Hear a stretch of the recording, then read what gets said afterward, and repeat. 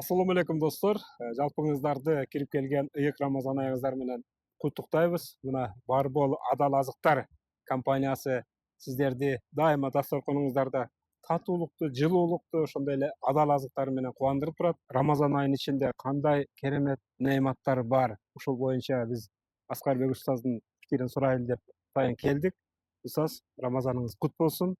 Рахмат. Рамазан дегенде ичинде эмнелер бар, ошол жөнүндө айтып берсеңиз. Рамазан эмнеси менен Рамазан? М, Эмне себептен Рамазанды тособуз?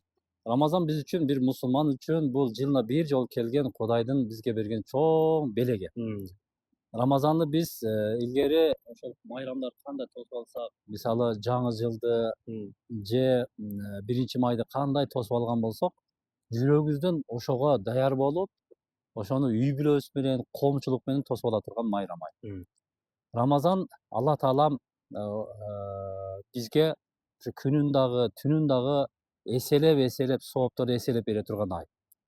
Рамазан орозосун кармаган адамды дейт пайгамбар салам касам ичип айтат. Оозунан чыккан бир жагымсыз жыты дагы Аллахтын алдында жыпар жыттардан жогору турат дейт. Эми муну элестетип көрүңүз. Бул бизге бир тараза катары. Эгерде Алла таалам ушул Рамазандын урматы үчүн ошол бир адамда чыккан жагымсыз жыттын даражасын көтөрүп аткан болсо, эгер сиз бир нафил бир ибадат кылып койсоңуз, нафил ибадат дегенден максат нафил намаз болушу мүмкүн, же бир садака болушу мүмкүн, бир адамга жакшы бир сөз сүйлөп коюшуңуз мүмкүн, же жылмайып карап коюшуңуз мүмкүн. Мына ошолордун баары нафил, бирок ошол нафилдерди Алла таалам Рамазандын урматы үчүн парзын соом берем деп атат. Карасаңыз, парздын соом. Эми бир эки рекет багымдаттын парзын элестетиңиз. Калган баардык сүннөттөрдү, нафилдерди, нафил намаздарды койсоңуз, эки рекеттин парзына эч качан жетпейт экен. Бирок Рамазандын урматы үчүн Алла таалам ошо эки рекет нафилди дагы парзын соом берем дейт. Ал эми парздын соом болсо, 70 парздын соом берем дейт. Ошон үчүн ушул Рамазандын күнү дагы, түнү дагы бизге майрам болгон ай.